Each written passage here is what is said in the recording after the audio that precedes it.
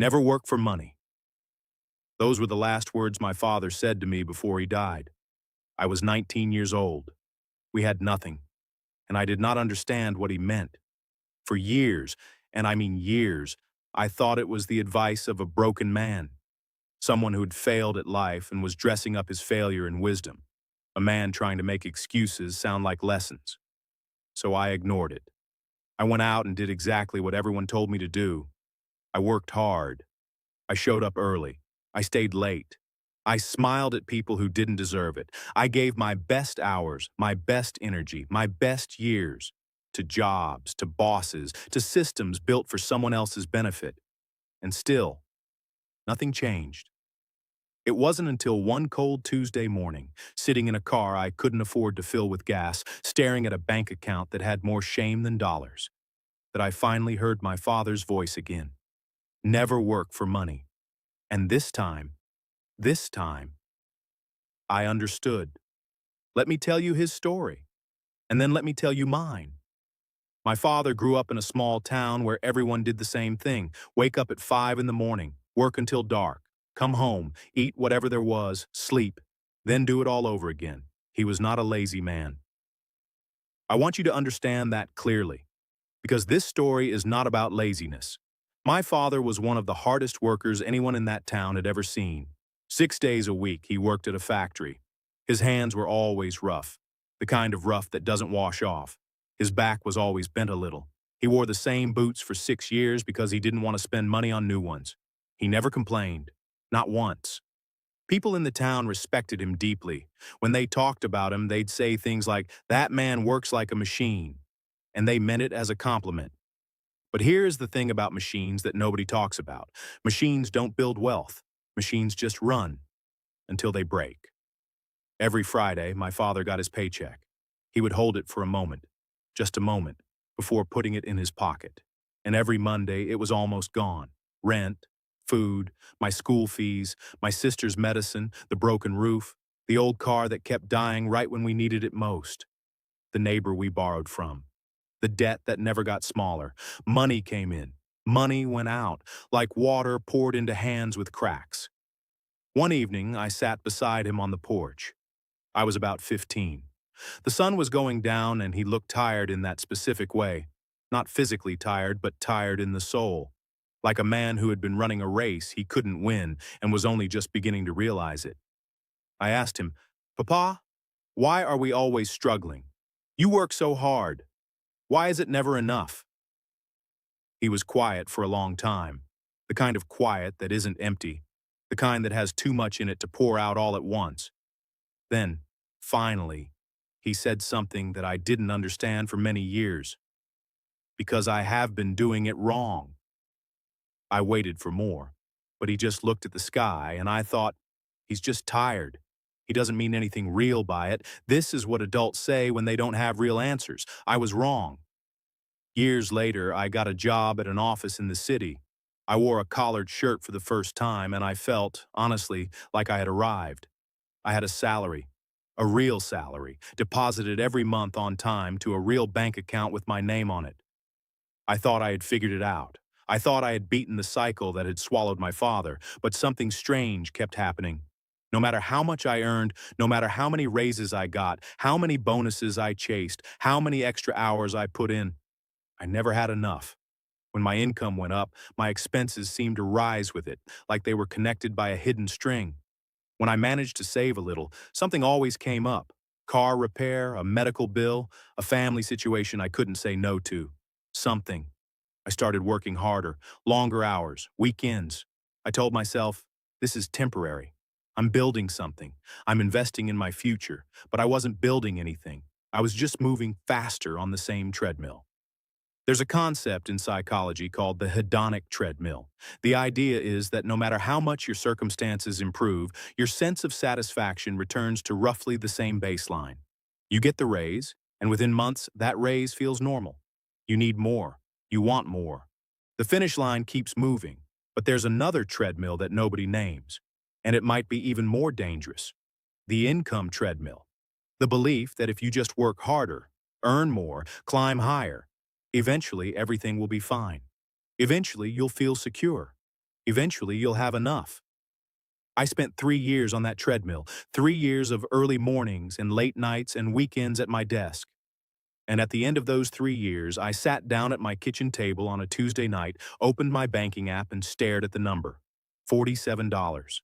12 days until the next paycheck. I'm not exaggerating. That was the number. $47, 3 years into a decent job after working harder than I had ever worked in my life. I sat there for a long time. Then I picked up my phone and called my father. He answered immediately, like he had been waiting. "Papa," I said, and I didn't know how to explain it.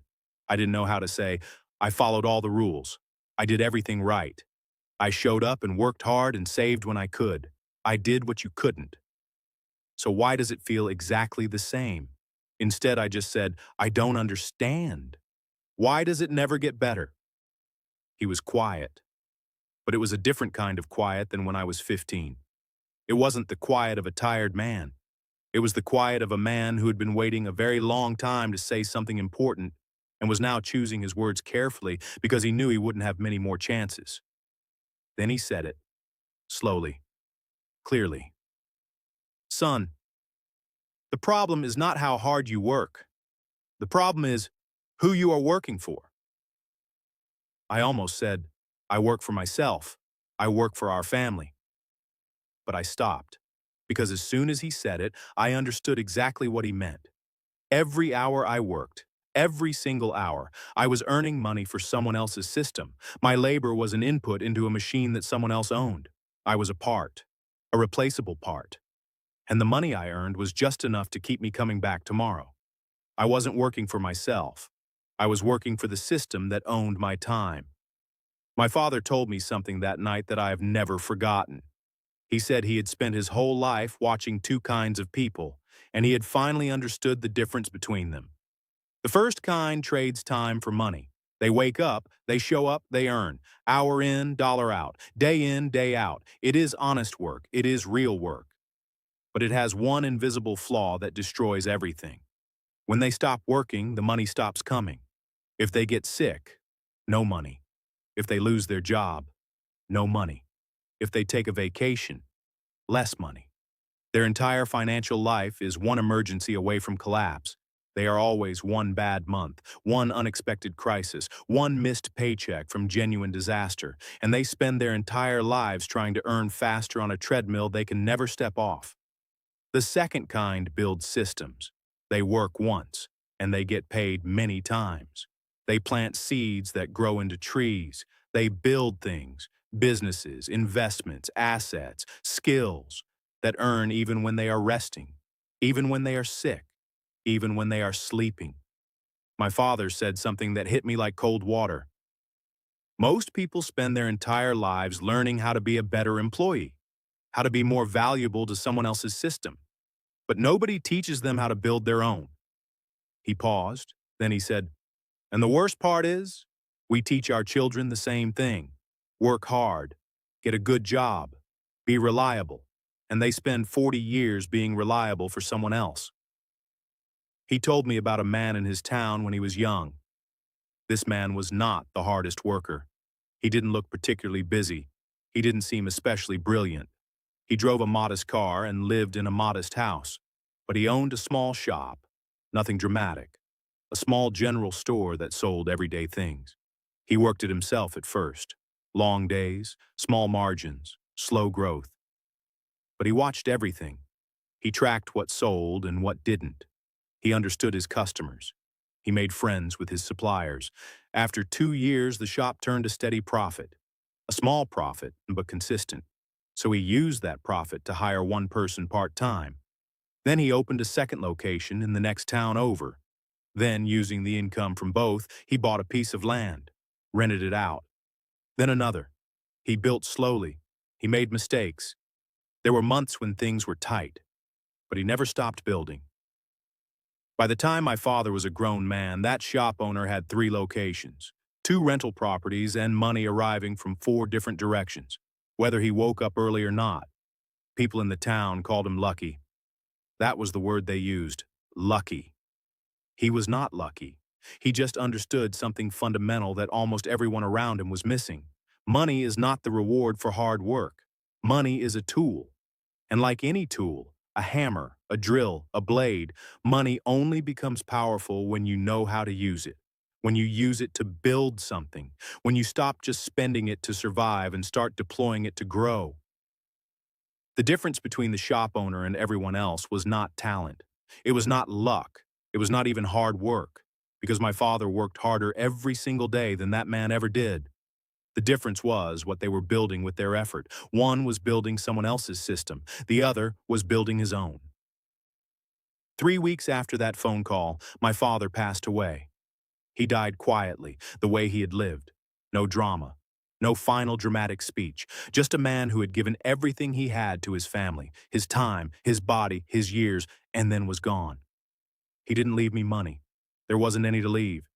He didn't leave me property or investments or anything with a dollar value attached to it, but he left me that conversation. I've turned it over in my mind more times than I can count. In the months after he died, I would be sitting somewhere, on a bus, at my desk, in that same car with the gas gauge near empty, and I would hear his voice. The problem is not how hard you work. The problem is who you are working for. Blank. P. At first, the grief made it hard to do anything. I went through the motions at work. I came home. I stared at the ceiling. P. But slowly, something shifted. P. I started to see my situation differently. Not with shame, but with clarity. Like someone had taken a blindfold off and shown me the map I had been missing. P. I was not poor because I was lazy. I was not struggling because I was stupid or unlucky or cursed. I was stuck because I had been given one tool, my labor, and told it was the only tool that existed. And I had used that tool faithfully for years, not realizing that the people who got ahead were using a completely different set of tools. P. I started small. P. I took the little I had managed to save, and not much, maybe enough to buy a cheap phone, and I started building something on the side. I used a skill I already had. Nothing complicated, nothing glamorous. Pooh. The first attempt failed. I made mistakes I didn't understand at the time. I tried again. That one got further before it fell apart too. Pooh. The third time, slowly, imperfectly, with more patience than I knew I had. It started to work. P. And something happened that I was not prepared for. P. I started receiving small amounts of money on days when I hadn't worked. A Tuesday afternoon when I was homesick, money came in. A Saturday when I slept until 9 and then made breakfast slowly, money came in. A Sunday morning when I was thinking about my father and wondering if he could see me, money came in. I'm not going to pretend the numbers were transformative overnight. They weren't. At first, it was enough for groceries, then enough to cover a bill, then enough that I noticed, genuinely noticed, that the math had shifted. P. It was the first time in my adult life that my income didn't require my presence. P. And for the first time, I understood what my father had been trying to say. Blank. P. Bold. He wasn't telling me not to work. He was telling me not to let work be the only thing that earns for me.